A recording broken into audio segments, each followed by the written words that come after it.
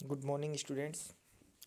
आज की इस वीडियो में हम बात करेंगे मांग की लोच, औसत आय और सीमांत आय में कैसा संबंध होता है। ये आज का जो टॉपिक है ये कंपटीशन एग्ज़ाम की दृष्टि से बहुत महत्वपूर्ण है। नेट की एग्ज़ाम में, कॉलेज लेक्चर, स्कूल लेक्चर, इन एग्ज़ाम्स में और जनरली अपनी यूनिवर्सिटी की जो एग्ज़ाम्स होती है उनमें इस टॉपिक से बहुत बार क्वेश्चन पूछा जाता है। तो अपन ने अब तक पढ़ लिया है कि मांग की लोच क्या होती है या मांग की कीमत लोच क्या होती है। ये अपन ने पढ़ लिया है कि किसी वस्तु की कीमत में परिवर्तन के कारण उसकी मांगी गई मात्रा में जो परिवर्तन होता है उसे मांग की कीमत लोच कहते हैं। अब अपन बात करेंगे उस कीमत लोच का एमआर मतलब सीमांत आय, एआर औसत आय, इनसे क्या संबंध होता है। तो ये जो संबंध है मैं आपको दो तरीके से पढ़ाऊँगा। एक तो डायग्रामेटिक मतलब रेखा चित्र की सहायता से अपन उस संबंध को दर्शाएंगे, निकालेंगे, और दूसरा जो है वो गणितीय रूप से मैथमेटिकल फॉर्मूलेशन उस अपनी समीकरण का करेंगे। तो अपन बात करते हैं इस वीडियो में सबसे पहले औसत आय या सीमांत आय क्या होती है। अब औसत आय और सीमांत आय क्या होती है इसका पता होने से पहले अपने को पता होना चाहिए कुल आय क्या होती है। कुल आय को बोलते हैं टोटल रेवेन्यू। और कुल आय हमेशा कैसे प्राप्त होती है। मान लो कोई भी उत्पादक है, वो किसी वस्तु का उत्पादन करे। मान लो उसने 10 kg कोई भी वस्तु जैसे गेहूं का, उसने अनाज का उत्पादन किया, ठीक है। और गेहूं की जो कीमत है वो है 100 रुपये प्रति केजी। ये अपन मान के चल रहे हैं एक बार के लिए। तो उसकी कुल आय कितनी होगी, तो वो कितने केजी को बेचेगा, 10 kg को बेचेगा। जब वो उस 10 kg को मार्केट में बेचता है और किस कीमत पे बेचेगा, 100 रुपये के हिसाब से बेचेगा। तो कुल आय कितनी हुई, 10 × 100 इज इक्वल टू 1000। कैसे निकाला, उस वस्तु की कीमत को हम अपन गुना करेंगे किससे, बेची गई मात्रा से, ठीक है। तो हमें क्या प्राप्त हो जाएगी, उत्पादक की कुल आय प्राप्त हो जाएगी। और इसी कुल आय को अपन कुल आगम भी बोलते हैं। तो उत्पादक द्वारा बाजार में बेचे जाने वाली वस्तुओं से होने वाली आय को अपन कुल आय कहते हैं। इसको टीआर से दिखाते हैं, टोटल रेवेन्यू, ठीक है। टीआर जो होता है पी इंटू क्यू के बराबर होता है। पी जो यहाँ है वो वस्तु की कीमत को दर्शा रहा है, और क्यू जो वस्तु की मात्रा जो बाजार में बेची है उस उत्पादक ने, उसको दर्शा रहा है। अब कुल अपन ने निकाल लिया। अब औसत की बात करें तो औसत में अपन देखते हैं राशियों का योग बटा राशियों की संख्या। राशियों का योग यहाँ हो जाएगा टीआर। कुल में अगर हम बेची गई इकाइयों की संख्या का भाग दे देंगे, ठीक है।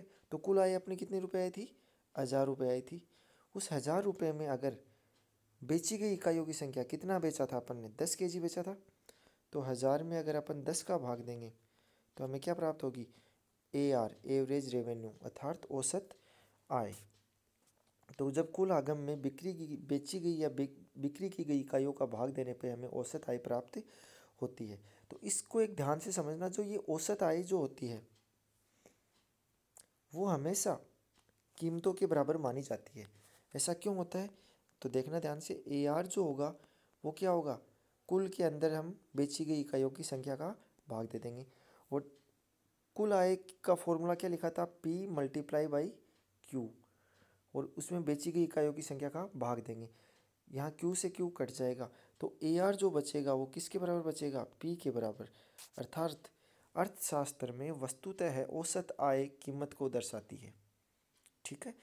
इसका डिटेल से अध्ययन अपन जब मार्केट पढ़ेंगे नेक्स्ट वीडियो में तो इस पर विस्तार से अपन चर्चा करेंगे, ठीक है। अब सीमांत, तो जैसे मैंने सीमांत बताया था, तो क्या करता है, कोई उत्पादक 10 किलो गेहूँ बेच रहा था और 100 रुपये के हिसाब से 1000 रुपये वो कमा रहा था। ये अब तक अपन ने देखा है। अब मान लो वो एक अतिरिक्त इकाई वस्तु की बेचे, अर्थात एक अतिरिक्त केजी गेहूँ बेचे, तो 10 से बढ़े कितने हो जाएंगे, 11, ठीक है। तो उसकी कुल आय में कितना परिवर्तन हो जाए, कुल आय कितनी हो जाएगी, 1100 रुपये। कितना परिवर्तन हुआ, 100 का, ठीक है। तो कहने का मतलब, अगर उत्पादक द्वारा बाजार में एक अतिरिक्त इकाई बेचने पर, उस वस्तु की एक अतिरिक्त इकाई बेचने पर कुल आय में जो परिवर्तन होता है उसे अपन क्या कहते हैं, सीमांत आय कहते हैं, ठीक है। तो अपन जो एम आर निकालेंगे वो कैसे निकालेंगे, delta T R upon delta Q. यहाँ डेल्टा का मतलब है कुल आय में परिवर्तन, T R two minus T R one upon Q two minus Q one. तो टी आर टू कितना प्राप्त हुआ हमें, 1100।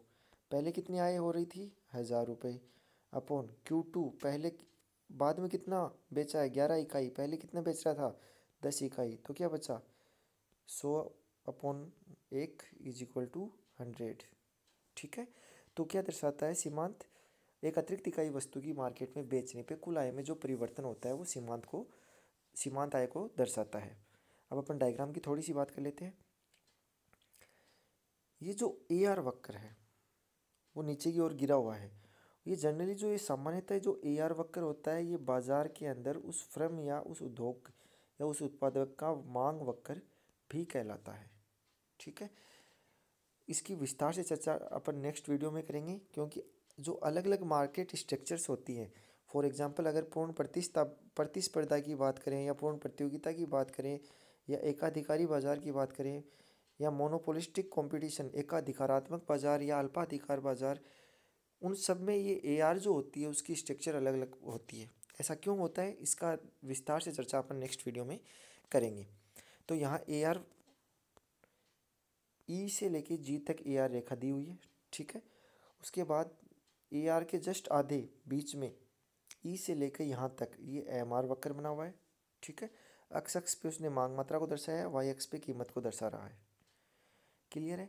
तो जैसा कि मैंने पिछले वीडियो में बताया था कि किसी भी एक सीधी मांग वक्र या सीधी रेखा पर अगर हमें कीमत लॉस निकालनी हो तो अपन क्या निकालते हैं, नीचे का भाग अपॉन ऊपर का भाग। ठीक है। अगर मैं कहूँ कि ए बिंदु पे मांग की कीमत लॉस कितनी होगी तो आप बताओगे कि ए जी अपॉन ई जी, ये हो गई ए बिंदु पे मांग की कीमत लॉस। नीचे का भाग ये पूरा वाला और ऊपर का भाग। ठीक है। ये अपन ने पढ़ लिया था। उस टाइम अपन ने जब पढ़ा था तो अपन ने बताया था कि मांग की जो कीमत लॉस होती है वो ए जी अपॉन ई जी भी लिख सकते हैं, ए जी अपॉन ई ए, नीचे का भाग अपॉन ऊपर का भाग, या फिर इसको मैंने बताया था G B upon O B भी लिख सकते हैं, G B upon O B भी लिख सकते हैं, या फिर O D upon E D भी हम लिख सकते हैं। ये मैंने पिछले वीडियो में बताया था। अगर इसको समझना है तो आप पिछले वीडियो को देखिए, उससे आपको विस्तार से ये समझ में आ जाएगा। क्लियर है यहाँ तक। अब देखते हैं अपन कि औसत आय, सीमांत आय और कीमत लॉस में किस प्रकार का संबंध होता है। तो हमने मांग की लॉस के लिए जो मैंने बताया अभी भी, ए जी अपॉन ए ई भी लिख सकते हैं, B G upon O B भी लिख सकते हैं और O D upon D E भी लिख सकते हैं। ठीक है। अब अपन बात करेंगे इस रेखा चित्र में, ये जो डायग्राम अपने को दिया हुआ है स्क्रीन पे, इस पर जो ईजी रेखा है वो औसत आय वक्र है। देख लो ई से लेकर जी तक ये वाली रेखा जो है वो ए आर को दर्शा रही है और इसके जो नीचे है वो एम आर को दर्शा रही है। ठीक है। अब देखना, मुझे ध्यान से समझना इस बात को। अगर मैं ये बताऊं कि ओ बी मांग मात्रा के लिए, अगर ओ बी मांग मात्रा वह उत्पादक या वह फर्म बेचती है तो उसे कितनी आय प्राप्त होगी। मांग मात्रा कितनी है, ओ बी, यहाँ कीमत कितनी है, ओ डी। ओ बी और ओ डी को देखो, यहाँ से ओ बी ए और डी ये जो है वो एक आयत बन रहा है और आयत का क्षेत्रफल कितना होता है, लंबाई गुना चौड़ाई। इसकी लंबाई तो कितनी है, ओ डी के बराबर जो कीमत को दर्शा रही है, और चौड़ाई कितनी है, ओ बी के बराबर। तो अपने को ये जो पूरा एरिया है अर्थात ओ बी ए डी ये एरिया है वो क्या हो जाएगा, हमें कुल आय प्राप्त होगी। ठीक है। कि हमें ओ बी मात्रा बेचने पे जो अपन ने ओ डी कीमत पे बेची है तो हमें जो प्राप्त कुल आय है वो होगी ओ बी ए डी, इस क्षेत्रफल के बराबर कुल आय हमें प्राप्त होती है। अगर अपन सीमांत आय से देखते हैं कि सीमांत आय से कुल आय निकालेंगे, ये तो अपन ने औसत आय ए आर वक्र से निकाली है। अगर हम सीमांत आय की बात करेंगे तो हम इस सीमांत आय वाला डायग्राम ये है। ठीक है। तो अपने को जो कुल आय प्राप्त होगी वो कितनी होगी, ओ बी सी। अब ये जो हिस्सा है वो अपन छोड़ देंगे क्योंकि अपन सीमांत की बात कर रहे हैं। तो ओ बी सी एफ और ऊपर ई, अर्थात अपना जो ये कुल आय जो होगी वो ये होगी। अपन ने ये वाला जो हिस्सा है इसको अपन ने छोड़ दिया है यहाँ। इसको इसलिए छोड़ दिया है क्योंकि अपन यहाँ सीमांत आय से कुल आय की गणना कर रहे हैं, औसत आय को अपन चर्चा नहीं कर रहे। ठीक है, तो अपनी यहाँ से कुल आय कितनी होगी, ओ बी सी एफ ई। ठीक है, ये वाला जो हिस्सा है वो पूरा का पूरा अपनी औसत आय हो जाए, कुल आय हो जाएगी। ठीक है, अब अपने को इन दोनों से एक बात सामने आती है कि अगर ये वाला जो त्रिभुज है, इतना तो अपन ने छोड़ा था ए एफ सी के बराबर, जब अपन ने एम आर वक्र से कुल आय निकाली, और जो ई डी एफ ये ऊपर वाला जो छोटा त्रिभुज है, ये वाला छोटा सा त्रिभुज जो है इसको अपन ने अलग से जोड़ा है। तो ये दोनों त्रिभुजों का क्षेत्रफल एक दूसरे के हमेशा क्या रहेगा, बराबर रहेगा। ठीक है, क्योंकि पहले तो अपने कुल आय ये थी, उसके बाद अपन ने जो कुल आय निकाली एम आर से जो निकाली वो ये वाली थी। तो जो परिवर्तन हो रहा है वो किसका हो रहा है, इस त्रिभुज का हो रहा है कि ये त्रिभुज के जितना क्षेत्रफल ए एफ सी जो त्रिभुज है इसके जितना क्षेत्रफल कम हो रहा है, लेकिन उतना ही क्षेत्रफल यहाँ डी एफ ई से बढ़ रहा है। तो कहने का तात्पर्य क्या हुआ कि जो कुल आय है वो तो समान रहेगी, अर्थात ओ बी ए डी जो है वो बराबर होगा किसके, ओ बी सी एफ ई के, इस नीचे वाले क्षेत्रफल के पूरे के बराबर होगा। तो कहने का तात्पर्य ये हुआ कि जो त्रिभुज ई डी एफ का क्षेत्रफल और त्रिभुज ए एफ सी का क्षेत्रफल हमेशा क्या रहेगा, समान रहेगा। ये वाला त्रिभुज और ये वाला त्रिभुज का क्षेत्रफल समान रहेगा। ठीक है, अब अपन बात करते हैं इन दोनों त्रिभुजों की। कौन कौन से त्रिभुज, त्रिभुज ई डी एफ और त्रिभुज ई डी और एफ और त्रिभुज ए एफ सी, इन दोनों त्रिभुजों की अपन तुलना करते हैं। तो इसको थोड़ा सा ध्यान से समझना। इन दोनों त्रिभुजों में ये जो एफ कोण है ये शीर्षाभूमिक कोण है, और ये दोनों कोण हमेशा कैसे होते हैं, बराबर होते हैं। तो इन दोनों त्रिभुजों में एफ कोण कॉमन है, इधर इस साइड में ये दोनों एफ कोण क्या है, बराबर है। तो कोण एफ जो है वो बराबर है दोनों त्रिभुजों के। क्लियर। अब अपन बात करते हैं कोण डी की, इस त्रिभुज में कोण डी की, और ये जो नीचे वाला त्रिभुज है इसमें कोण ए की। तो कोण डी जो है वो कोण ए के बराबर है। क्यों बराबर है, क्योंकि दोनों त्रिभुज 90 डिग्री के हैं, समकोण त्रिभुज हैं। ठीक है, अब कौन से कोण शेष बचे, इस ऊपर वाले त्रिभुज में तो ई कोण और नीचे वाले त्रिभुज में सी कोण। तो ये यहाँ ध्यान से देखना, एक जेड की आकृति बन रही है, यहाँ से शुरू होती है और ये वाली ऐसी आकृति बन रही है। ये जो कोण है वो ई कोण है और ये जो कोण है वो सी कोण है। तो जब भी जेड की आकृति बनती है तो ये दोनों कोण हमेशा क्या होते हैं, इक्वल होते हैं, अर्थात कोण ई और कोण सी क्या होंगे, इक्वल होंगे। इक्वल क्यों होते हैं, क्योंकि ये एकांतर कोण होते हैं। हमेशा अगर कोई भी जेड की आकृति बने और ये दोनों कोण हमेशा क्या रहेंगे, इक्वल रहते हैं। ठीक है, तो यहाँ भी देखना ये जेड की आकृति बन रही है, इसलिए कोण सी और कोण ई दोनों एकांतर कोण होने के कारण क्या है, बराबर होंगे। ठीक है, तो तीनों कोण, दोनों त्रिभुजों के तीनों कोण बराबर हैं, दोनों त्रिभुजों का क्षेत्रफल भी बराबर है। और ये हमेशा अपने को पता है कि जो एम आर रेखा है वो बीचों बीच गुजरती है। इसका मतलब जो ये ए डी है उसको दो भागों में बांटती है, D F plus A F, D F plus A F. और ये जो डी एफ और ए एफ है ये दोनों हमेशा क्या रहते हैं, बराबर होते हैं।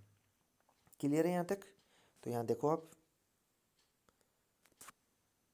रेखा चित्र में ईजी रेखा औसत आय वक्र है, ओबी मात्रा पर कुल आय ओबी एडी है, ये मैंने बता दिया।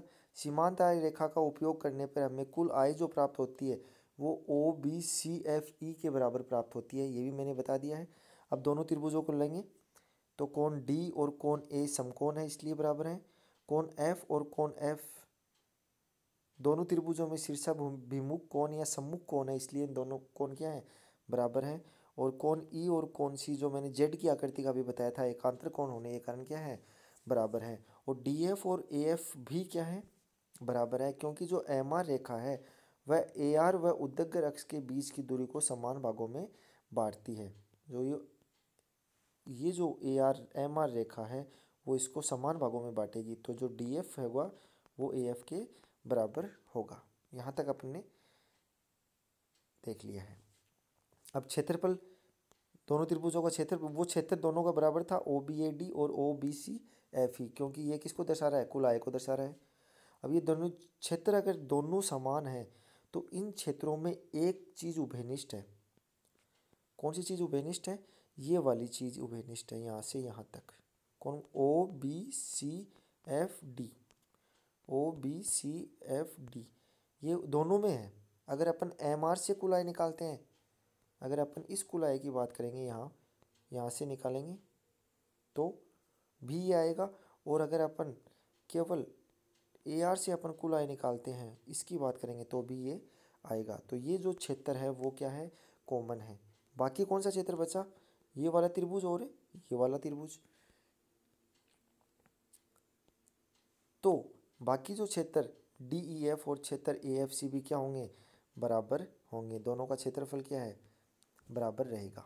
ठीक है, इस प्रकार दोनों त्रिभुजों का क्षेत्रफल तीनों कोण बराबर होने के कारण इन दोनों त्रिभुजों की भुजाएं भी क्या होगी, बराबर होगी।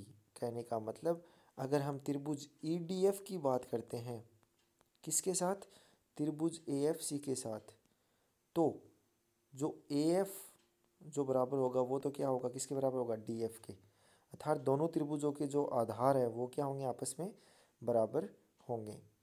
इसके साथ डी ई जो है ऊपर वाले त्रिभुज का, इसका डी ई इस त्रिभुज के ए सी के क्या होगा, बराबर होगा। डी ई जो है वो ए सी के बराबर होगा। दोनों की लंब भी आपस में बराबर होंगे। अब बात रही दोनों के कर्ण की, तो इस त्रिभुज का जो ई एफ है, ई एफ वो इस त्रिभुज के एफ सी के बराबर होगा। ये बराबर क्यों होंगे, क्योंकि दोनों त्रिभुजों की तीनों भुजाएं समान है, इनका क्षेत्रफल समान है। क्लियर, और क्षेत्रफल समान है और उसके कोण समान होने के कारण उनकी भुजाएं भी क्या होंगी, समान होगी। तो ये आपने लिख दिया डी एफ जो है वो ए एफ के बराबर है, डी जो है वो ए सी के बराबर है, ई एफ जो है वो एफ सी के बराबर है। और अब मैंने मान का एक फॉर्मूला बताया था कि किसी भी बिंदु पे लॉस निकालते हैं तो इस ए बिंदु पे निकालते हैं तो अपन क्या लिखेंगे, ए जी अपॉन ई ए, या फिर अपन लिख सकते हैं B G upon O B, या फिर अपन लिख सकते हैं O D upon D E. ठीक है, यहाँ मैंने लिख के भी बताया था शुरू में, O D upon D E, B G upon O B, ये सब क्या है, मान की कीमत लॉस है। ठीक है, अब मैं इनमें से एक ले लेता हूँ, O D upon D E. ठीक है, O D upon D E. अब आपको पता है जो ओ डी वाली ये दूरी है ये किसके बराबर है, ए बी के बराबर है। ओ डी की जो दूरी है वो किसके बराबर है, ए बी के बराबर है। क्लियर, ये किसके बराबर, ये क्या हुई, ओ डी अपॉन डी, ये लॉस को दर्शा रही है। तो जो लॉस बराबर होगी किसके, ओ डी का मतलब ये, और ये दूरी ए बी के बराबर है, प्लस सॉरी अपॉन डी ई, ये जो डी ई दूरी है वो किसके बराबर है, यहाँ ध्यान से देखना, ऊपर वाले त्रिभुज का लंब डी, नीचे वाले त्रिभुज, ये छोटे वाले त्रिभुज के लंब ए सी के क्या होगा, बराबर होगा। ठीक है, तो ये डी ई के स्थान में मैंने क्या लिख दिया है, ए सी लिख दिया है। तो अब अपने पास क्या आया, ए बी अपॉन ए सी। तो मैं अलग से लिखता हूँ, ई पी जो है कीमत लॉस है उसकी वैल्यू जो आई है ए बी अपॉन ए सी आ गई है। ठीक है, अब ये जो ए सी दूरी है ये वाली दूरी, ठीक है, ये वाली दूरी को अब मैं क्या लिख सकता हूँ, ये पूरी दूरी ए बी माइनस इस ए बी में से अगर मैं ये वाली दूरी घटा दूँ बी सी, तो हमें क्या प्राप्त होगी, ए सी प्राप्त होगी। तो मैं ए बी अपॉन ए सी के स्थान पे क्या लिख सकता हूँ, A B minus B C, A B minus B C. और ये किसको दर्शा रही है? कीमत लॉस को। ठीक है, तो क्या अपने पास क्या फाइनल टच क्या आया? ये ए बी पूरा ऐसा कैसा आ गया अपॉन ए सी के स्थान पे, ये इतनी सी संख्या थी, इसके स्थान पे मैंने क्या लिख दिया? ए बी माइनस इस पूरे में से अगर बी सी को निकालेंगे तो ए सी प्राप्त होगा, तो A B minus B C. तो अपने पास अभी लॉस क्या प्राप्त हुई है? E B is equal to E P जो है वो बराबर होगा A B minus B C के। ठीक है, अब देखो ध्यान से, ये जो ए बी है वो किसको दर्शा रहा है? औसत आय के नीचे का क्षेत्रफल, तो ये दर्शा रहा है औसत आय को। ठीक है, और ये जो बी सी है वो सीमांत आय के वक्र के नीचे का क्षेत्रफल है, तो बी सी किसको दर्शा रहा है? सीमांत आय को। तो ए पी के स्थान पे तो अपन ए आर लिख देते हैं, औसत आय। यहाँ भी ए आर आ जाएगा, माइनस यहाँ क्या आ जाएगा? M R. ठीक है, तो ये होता है अपना फॉर्मूला। जो कीमत लॉस जो होती है ई पी, वो बराबर होती है A R upon A R minus M R. Clear है? कई बार इसको घुमा के पूछ लेते हैं, देखना किस प्रकार। E P is equal to A R upon A R minus M R. अब इसको वज्र गुना कर देंगे आपस में। वज्र गुना करने पे क्या प्राप्त होगा? E P into A R minus E P into M R, क्योंकि ये जो संख्या है वो इधर चली जाएगी और इससे मल्टीप्लाई हो जाएगी, तो दोनों ई पी एक बार ए आर से होगा फिर एम आर से होगा, और ये दोनों किसके बराबर होंगे? ए आर के, क्योंकि यहाँ नीचे तो एक है तो ए आर के बराबर होंगे।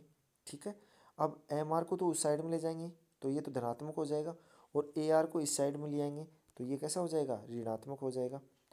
तो ई पी ए आर, इस ए आर को इस साइड में लाए, इसका पक्ष हस्तांतरण किया, बाईं साइड में लाए हैं तो ये तो माइनस में हो जाएगा, और ये जो माइनस वाला था ये उधर जाएगा तो ये प्लस में हो जाएगा एम आर।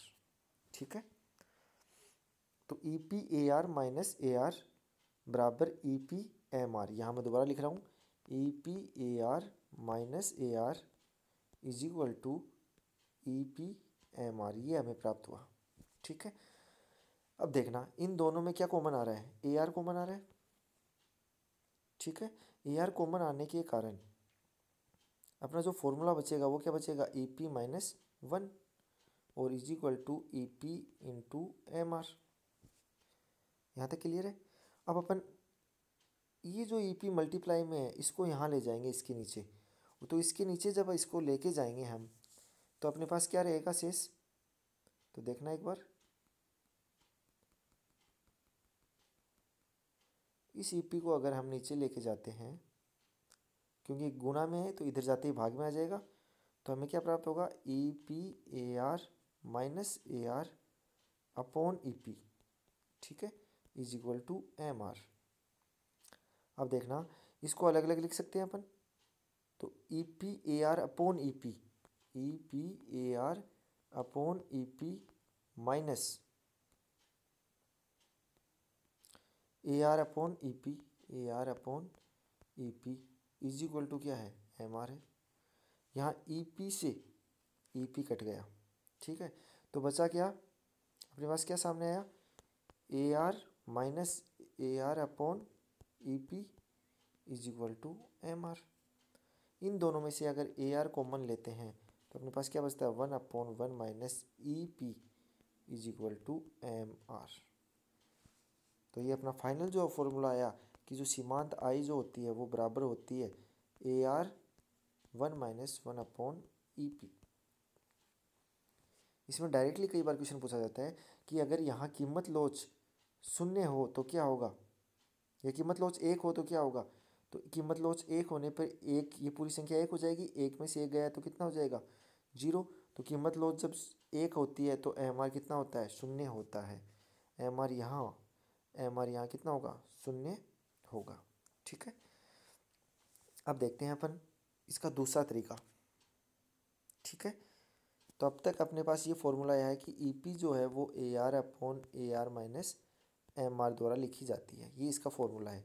और कई बार इस फॉर्मूले को घुमा के पूछा जाता है कि एम आर जो होता है वो A are one minus one upon E P के बराबर होता है। ये दोनों फॉर्मूले अपने को ध्यान रखने हैं। अपने इसको ध्यान रख लेंगे तो ये तो अपन इस फॉर्मूले के द्वारा निकाल सकते हैं। ये अपने पास फाइनल रिजल्ट आया है कि ईपी जो है वो औसत आय अपॉन औसत आय माइनस सीमांत आय के बराबर होती है। और ये दूसरा जो रिजल्ट जो मैंने निकाल के आपको बताया था वो यहाँ हमें प्राप्त हुआ है।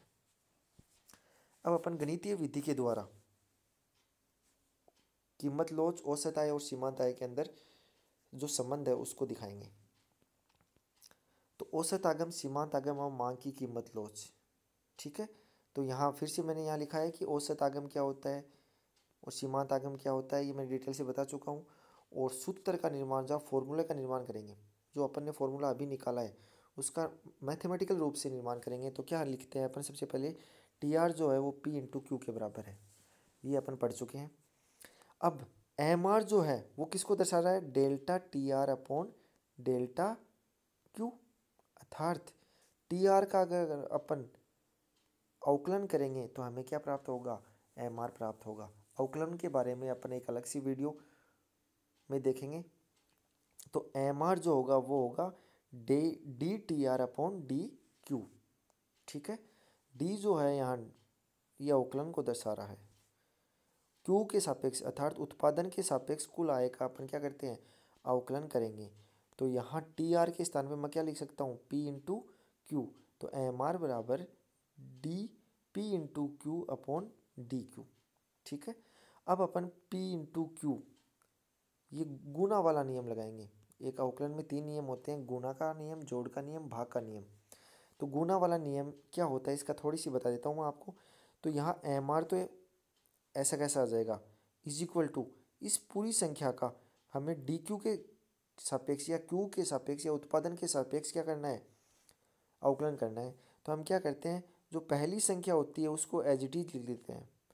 पहली संख्या क्या थी, पी है अपना, ठीक है। पी को एज इट इज लिख दिया और बाकी जो क्यू बचा उसका अवकलन कर दिया, किसके सापेक्ष, क्यू के सापेक्ष। तो क्या आया, P into D Q upon D Q plus, अब जो आगे वाली संख्या है उसको अपन एज इट इज लिख देते हैं क्यू, और जो पहली वाली संख्या पी थी उसका अपन क्यू के सापेक्ष अवकलन कर देते हैं। तो ये क्या बचा, D P upon D Q, ठीक है। तो यहाँ देखो डी क्यू और डी क्यू मतलब क्यू का क्यू के सापेक्ष अवकलन, या फिर अपन बात करें अक्ष का अक्ष के सापेक्ष अवकलन, तो ये क्या रहेगा, हमेशा एक होता है, ठीक है। तो हमारा एम आर जो आया वो क्या आया, P plus Q into D P upon D Q. और जब मैंने मांग की कीमत लोच आपको पढ़ाई थी तो मैंने ये दर्शाया था कि मांग की जो कीमत लोच होती है वो किसके बराबर होती है, delta Q upon delta P into P upon Q. यही तो लिखाया था, माइनस का निशान था, और माइनस का निशान किसको बता रहा था, केवल दिशा को बताता है।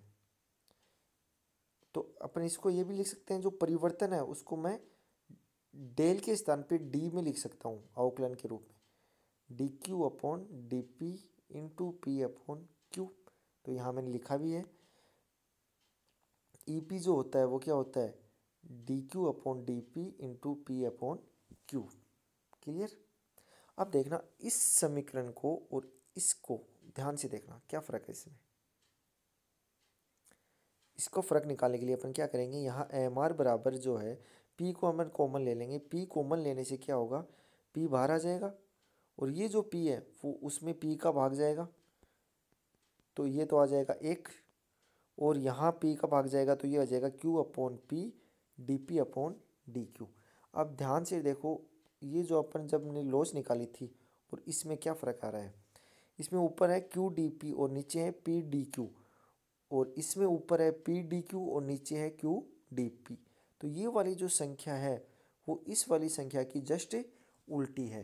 तो मैं अगर इस वाली संख्या को उल्टा करके लिखता हूँ तो क्या लिखूँगा, ई पी के स्थान पे क्या लिख दूंगा, 1 अपॉन ई पी, और इसको ये पूरी की पूरी संख्या क्या हो जाएगी, उल्टी हो जाएगी। तो D P upon D Q तो ऊपर चला जाएगा और जो क्यू है वो ऊपर चला जाएगा और पी क्या आ जाएगा, नीचे आ जाएगा, ठीक है। अब ये जो संख्या है इसके बराबर, इसको ध्यान से देखना, Q upon P into D P upon D Q, ये किसके बराबर है, 1 अपॉन ई पी के बराबर है, और ये नेगेटिव का निशान इधर चला जाएगा। तो यहाँ इसके स्थान पे मैं क्या लिखता हूँ, 1 प्लस ब्रैकेट में लिखा है -1 अपॉन ई पी, ठीक है। अब ये माइनस, अगर ब्रैकेट को खोलते हैं तो माइनस यहाँ जाता है, तो एम आर जो होगा वो किसके बराबर होगा, P1 - 1/EP के। और ये मैंने शुरू में बताया था कि जो कीमत होती है वो ही क्या होती है, औसत आय होती है, क्योंकि औसत आय = TR/Q, और TR का फॉर्मूला होता है P × Q/Q। तो औसत आय हमेशा किसके बराबर होती है, P के बराबर होती है, ठीक है, कीमत के बराबर होती है। तो अपना फॉर्मूला यहाँ देखना, एम आर ये है, तो एम आर = P के स्थान पे क्या लिख दिया अपन ने, AR लिख दिया इस फॉर्मूले में, 1 - 1/EP। ये अपना एक फॉर्मूला तो यहाँ से निकल के आया। अब अपन दूसरे फॉर्मूले की बात करते हैं, तो देखते हैं आगे। अब क्या किया है, इस P को वापस अंदर मल्टीप्लाई कर दिया ब्रैकेट के अंदर, तो ये तो P यहाँ आ जाएगा और ये वाला P यहाँ आ जाएगा, तो अपन क्या लिखेंगे, P - P/EP, ठीक है। अब ये जो P/EP है नेगेटिव में, इसको इस साइड में लाएंगे बाई साइड में, और MR को इस साइड में ले जाएंगे। तो MR तो धनात्मक है, वो इधर जाते हैं उसका जो साइन है वो चेंज हो जाएगा, वो तो ऋणात्मक हो जाएगा। और ये P/EP जो है वो क्या है, वो ऋणात्मक, और इधर जाते क्या हो जाएगा, धनात्मक हो जाएगा। तो यहाँ देखना, ये वाली जो नेगेटिव संख्या है वो इस साइड में आ गई, P/EP, और ये नेगेटिव से क्या हो गया, पॉजिटिव हो गया। और P एज इट इज उतार दिया अपन ने, और MR को इस साइड में लाए हैं, तो ये MR पॉजिटिव था, इधर आते ही नेगेटिव हो गया। तो अपने पास क्या प्राप्त हुआ, P/EP = P - MR, ठीक है। अब जस्ट इसको उल्टा कर देंगे, उल्टा करने पे क्या होगा, EP ऊपर चला जाएगा, P नीचे आ जाएगा, 1/P - MR, ठीक है। अब इसको, इस P को जो भाग में है उसको अपन गुणा में ले जा सकते हैं, तो हम क्या लिखेंगे, EP = P/P - MR। और यहाँ P के स्थान पे अपन क्या लिख सकते हैं,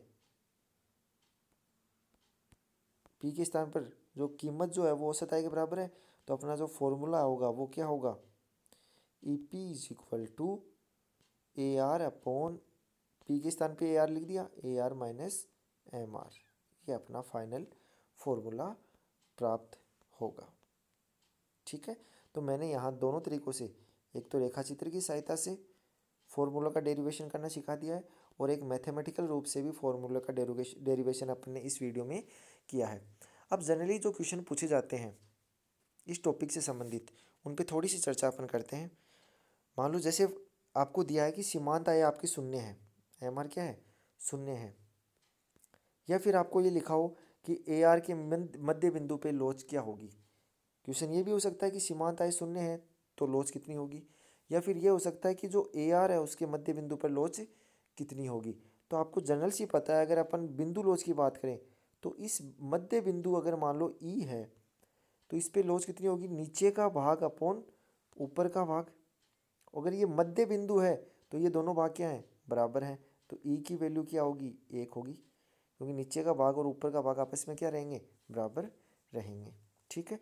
लेकिन एकदम मध्य बिंदु जब यहाँ प्राप्त होता है, वहाँ MR क्या होती है, शून्य होती है। MR कितनी होती है, शून्य होती है। इस बिंदु पर MR क्या है, 0 है। तो अपन फॉर्मूला लगाते हैं, EP = AR/AR - MR। MR क्या है, शून्य है, ये शून्य होने पे अपने पास फॉर्मूला क्या बचेगा, AR/AR। AR से AR कट जाएगा, EP की वैल्यू कितनी आएगी, 1 आएगी। तो अपन दोनों तरीके से इस फॉर्मूले के द्वारा भी और बिंदु लोच विधि दोनों के हिसाब से अपन क्या निकाल सकते हैं, लोच ज्ञात कर सकते हैं। अब कई बार क्वेश्चन घुमा के पूछा जाता है कि अगर मांग की कीमत लोच 1 है तो MR कितना होगा, ठीक है। तो मांग की कीमत लोच 1 है तो MR कितना होगा, तो अपन फॉर्मूला लगाते हैं, EP = AR/AR - MR।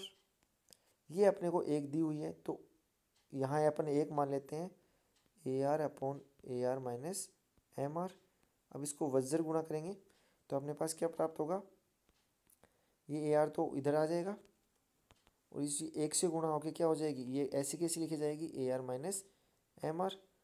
अब देखना ध्यान से, MR तो इधर ले जाओ, तो ये ऋणात्मक निशान वो तो हो गया पॉजिटिव, इस AR को इधर ले आओ, AR इधर आते क्या हो जाएगा, यहाँ तो धनात्मक था, यहाँ आते ऋणात्मक, तो AR - AR, तो MR कितना हो गया, शून्य हो गया। तो इस क्वेश्चन को कई बार घुमा के पूछा जाता है, यदि मांग की कीमत लॉस 1 है तो सीमांत आय कितनी होगी, तो कितनी प्राप्त होगी, हमें 0 प्राप्त होगी। कई बार क्वेश्चन पूछते हैं कि यदि औसत आय और सीमांत आय दोनों समान है, AR और MR दोनों बराबर हैं, तो मांग की कीमत लॉस कितनी होगी। तो अपन डायरेक्ट फॉर्मूला में मान रखते हैं AR upon AR minus MR। ये दोनों नीचे वाली संख्याएं बराबर हैं, तो इनका दोनों का अंतर कितना होगा, 0 होगा। तो EP क्या होगा, AR अपॉन 0, और किसी भी संख्या में 0 का भाग देने पे हमें इन्फिनिटी प्राप्त होता है। तो यहाँ मांग की कीमत लॉस कितनी होगी, अनंत होगी। ठीक है। अब कई बार पूछा जाता है कि MR ऋणात्मक है या MR 0 से छोटा है, तो MR ऋणात्मक कहाँ होगा, आप ध्यान से देखना। इस बिंदु के बाद MR ऋणात्मक हो रहा है। ठीक है। MR जहाँ ऋणात्मक हो रहा है उसको अगर ऊपर टच करें AR वक्र पे, तो यहाँ कोई बिंदु मान लो अपने पास F आ गया, और उस पर लॉस कितनी होगी। तो आप क्या निकालोगे, नीचे की संख्या अपॉन ऊपर की संख्या।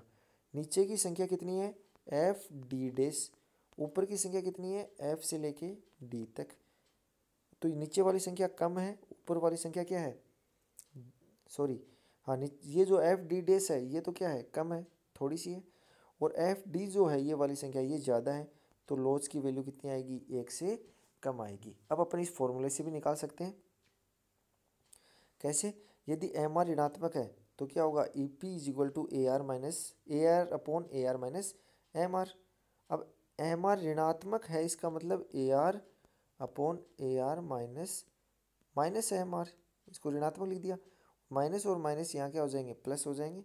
AR अपॉन, अपने पास फॉर्मूला क्या आएगा, EP is equal to AR upon AR plus MR। अब आपको ये पता है कि अंश वाली संख्या तो छोटी है, क्यों, हर वाली संख्या तो AR के साथ साथ उसमें MR भी जुड़ा हुआ है। मान लो फॉर एग्जांपल AR तो 5 है और MR 2 है। ठीक है, यहाँ -2 नहीं ले रहा हूँ मैं, 2 ले रहा हूँ। तो क्या होगा, 5 + 2 कितना प्राप्त हुआ अपने को, टोटल 7, 5/7, 5/7। तो ये हमेशा क्या होगा, 1 से छोटा होगा। कई बार क्वेश्चन पूछा जाता है कि TR अधिकतम होगा तो क्या होगा। तो जनरली जब TR अधिकतम होता है तो अधिकतम पे वो कांस्टेंट होगा और उसका अवकलन 0 के बराबर होगा। और TR का जब अपन अवकलन निकालते हैं तो हमें सीमांत आय प्राप्त होती है। और जब TR अधिकतम होता है तो सीमांत आय कितनी होती है, 0 होती है। तो अपन फॉर्मूले से लॉस निकाल सकते हैं, AR upon AR minus MR। अर्थात ये आपस में क्या हो जाएगा, MR 0 हो जाएगा तो AR से कट जाएगा, लॉस की वैल्यू कितनी होगी, 1 प्राप्त होगी।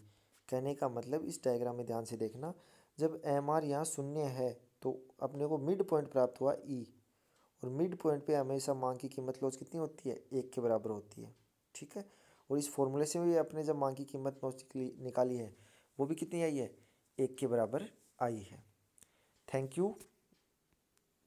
यह जो वीडियो है ये आपके कंपटीशन एग्ज़ाम के लिए या यूनिवर्सिटी एग्ज़ाम के लिए बहुत इंपॉर्टेंट है, तो इसको ध्यान से समझना, पुनः इसको देखना और चैनल को लाइक करना, सब्सक्राइब करना। Thank you so much.